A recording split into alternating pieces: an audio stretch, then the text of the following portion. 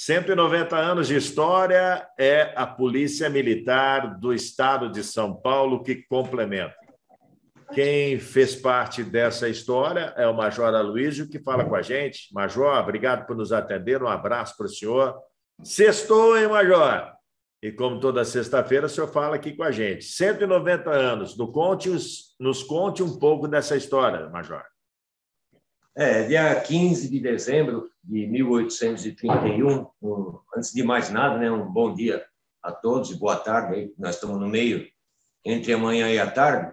Sim. Um bom dia a todos e uma boa tarde. E concluindo aí, em 1831, dia 15 de dezembro de 1831, foi criada a Polícia Militar. Foi criada com outros nomes, já tiveram diversos nomes. Até Força Pública, né, por exemplo. Força Pública até 1970, até abril de 1970, era chamada Força Pública. E a história da PM é uma história muito gloriosa. A gente, se você reparar na porta da viatura, aquele símbolo que tem lá na porta da viatura, aquela esfera com o desenho do Estado de São Paulo, cada estrela daquela que está em volta da estrela principal, cada estrela daquela é uma passagem da Polícia Militar pela história do Brasil. Nós estivemos participando na Guerra de Canudos, tivemos até participação aqui no território nacional na Segunda Guerra Mundial, tivemos em várias batalhas por todo o Brasil, no norte, sul, centro, oeste, fronteira com Paraguai, Uruguai. A Polícia Militar sempre teve participação e sempre com a mesma dedicação e trabalho e intenção de defender e proteger a sociedade. Servir e proteger é o lema que está vigorando hoje e sempre foi assim. Esse é um lema que ainda é atual, precisa ser mudado, Major? Ou não? Ainda é muito atual o lema de servir e proteger? Não, esse lema é mundial. Esse lema de as instituições policiais militares, as instituições policiais, de uma forma geral, elas têm esse intuito mesmo, de servir e proteger. Ajudar quem precisa e proteger a quem está desprotegido. Nós somos o último escudo para perca total da sociedade, né? É a última fronteira. Se passar pela polícia, é o que acontece, né? Quando geralmente há falhas no sistema de policiamento, acontecem os crimes. Então, o último escudo que a sociedade tem para a barbárie é a polícia. Tanto a polícia militar, quanto a polícia civil, quanto a polícia penitenciária. Todos têm a sua função prevista em lei, todos exercem a sua função com o mesmo intuito, servir e proteger sempre. Nós temos aí a Polícia Rodoviária Federal, a Polícia Federal, temos setor de investigação, que é o chamado P2, tem a Polícia Civil e por aí vai. Existirá a possibilidade de se unificar a polícia, haver uma polícia só, Major? Olha, na verdade, ainda não existem muitas histórias, muitas especulações em torno disso, mas, na verdade, não existe nada de concreto nesse sentido. Ainda existem duas polícias com seus papéis bem definidos. Existe uma área de congruência em que as duas polícias, a Polícia Civil e a Polícia Militar, exercem a mesma função, eles são concorrentes, no caso do realizamento de funções, e no ciclo processual de polícia, né? Mas nada de concreto existe no sentido de fusão entre as duas polícias. Não, porque também é outra previdência, é outro recolhimento de subsídios para providenciar a aposentadoria. Então, existiria uma série de mecanismos que deveriam ser mexidos, movimentados. Isso seria um trabalho enorme, despender um monte de tempo, um monte de dinheiro. A estrutura das duas polícias não é igual, teriam que adaptar as estruturas. Então, existe uma questão muito difícil aí para se trabalhar e um tanto quanto dificulta essa fusão aí. Não seria uma alternativa desprezível, até que seria bom. Mas, em virtude dessas dificuldades todas, em termos de estrutura e retaguarda do serviço policial e a atividade também, embora pareça semelhante, não é semelhante à polícia cartorária, à polícia civil, à polícia de registro de ocorrências.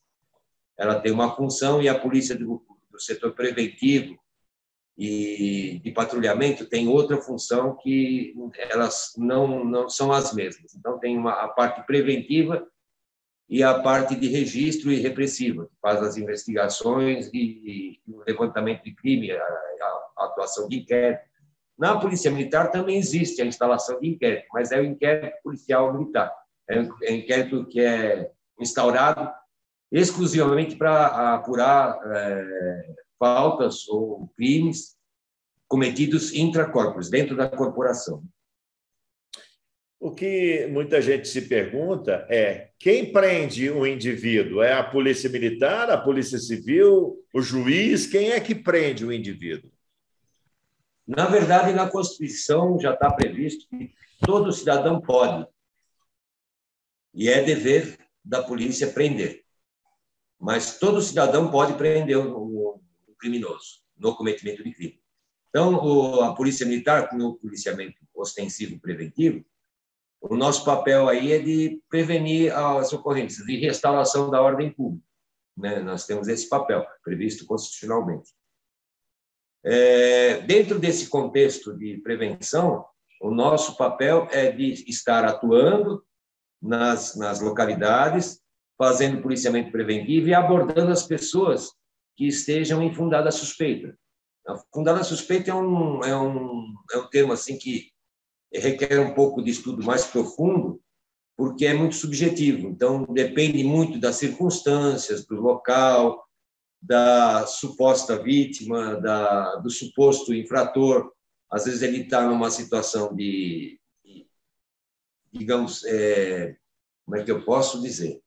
Uma situação em que se leva a crer que ele esteja para cometer ou tenha cometido algum delito, alguma infração. Então, essa fundada suspeita é baseada nisso. E isso vai muito do sentimento e da experiência do policial que está trabalhando na viatura. A importância também dessa experiência, com base numa ação policial, vai muito também do policial conviver com outras polícias que já sejam mais idosos nos casos, né? Por exemplo, a pessoa vai lá. Eu tive um caso, e eu cito isso sem falsa modéstia, sem nada, onde um policial militar me enquadrou e colocou uma 12 na minha cara. Eu, com calma, não, você ri, mas é verdade.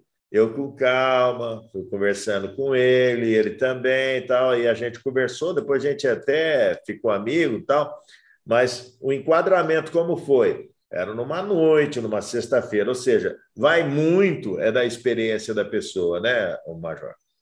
Na verdade, isso é muito mais comum do que parece, né? O fato de enquadrar, fazer a abordagem do indivíduo num determinado lugar depende muito das circunstâncias. Por exemplo, inúmeras vezes, não dá nem para contar quantas vezes foram. A gente está patrulhando no início da noite, 10, 11 horas, meia-noite, 1 hora da manhã, início da noite, e chega pelo rádio a notícia de que um veículo de cor cinza, um indivíduo alto, com cabeludo, corpulento, acaba de sequestrar uma pessoa e colocou no porta-mala. Entendi. E os integrantes dessa quadrilha que estavam com ele foram sacar o dinheiro no banco. Aí a polícia vai e avista um carro cinza ou uma caminhonete preta, né, que é o caso. Uma caminhonete preta com um sujeito corpulento dentro, cabeludo, e eles avistam a mesma caminhonete com o indivíduo que bate com a descrição. Não tem como abordar esse indivíduo de uma maneira delicada. Sim. Ele está numa circunstância, numa situação que coincide exatamente com o local e a descrição, né, passada pelo rádio. Então, a abordagem com uma arma mais pesada ou de uma certa forma um pouco mais truculenta deve-se a esse fato. E também vai das circunstâncias, né? Às vezes não está acontecendo nada e você vê um veículo preto com um cidadão parecido com você, mas que existem 2, 3 pessoas dentro, uma criança, alguma coisa. A abordagem vai ser diferente. Então, tudo isso vai caracterizar a forma como o policial vai agir. aliado ao fato de que o policial tem em sua personalidade, sua formação, tudo aquilo que ele aprendeu nos bancos escolares, tudo aquilo que ele aprendeu ao longo da carreira e tudo aquilo que ele aprendeu naquele dia. Porque a atividade policial é um aprendizado diário. Uma frase que se fala na polícia desde quando eu entrei, em 1985, que nenhuma ocorrência é igual à outra. Então, toda a ação policial, existe um padrão de ação, mas toda a ação policial vai acontecer de acordo com tudo isso que eu falei, circunstâncias, características, indivíduos, estado emocional do policial, porque, embora não pareça, debaixo da farda tem um ser humano, que tem falhas, tem problemas, tem esposa, tem filho, tem mãe doente, tem irmão, tem todos os problemas que qualquer cidadão tem, ele também tem. Eu também já fui abordado pela polícia e transcorreu tudo normalmente, mão na parede, dá geral, documento. A hora que eu dei o documento, por que o senhor não falou? Eu falei que vocês estão trabalhando e eu tenho que respeitar o trabalho de vocês e cumprir a determinação de vocês. Mas o senhor na época era capitão, mas o senhor é capitão, por que o senhor não falou que o senhor era capitão? Não precisava fazer. Eu estou numa situação em que vocês deveriam agir dessa forma e vocês agiram dentro da lei e corretamente. Eu simplesmente fiz o que vocês mandaram e estou cumprindo as ordens que vocês mandaram. Eu me identifiquei porque você me pediu o documento. Se você me pedisse, eu não ia me identificar. Não, senhor, desculpe. Falei, não tem que se desculpar, vocês estão cumprindo o papel de vocês. E não foi nenhuma nem duas vezes, não. Eu fui abordado como soldado, fui abordado como cabo, não. Eu fui abordado como soldado, como sargento, como segundo-tenente e como capitão. Foram as 4 vezes que eu fui abordado pela polícia. Uma vez aqui em Ribeirão Preto, uma vez eu estava numa cidade do interior que eu não vou me lembrar o nome, era uma blitz, foi uma averiguação de trânsito normal, e 2 vezes em São Paulo, uma vez como segundo-tenente e uma vez como capitão, lá na Zona Sul. Eu era laranjeira, dormia no quartel, então tinha saído à noite para fazer a refeição, e acabou ficando tarde, a gente começou a bater papo, eu cheguei, estava voltando para casa, era mais de 11 horas da noite, na Zona Sul de São Paulo, perto do Jabaquara, um lugar meio pesado. Local de risco, né?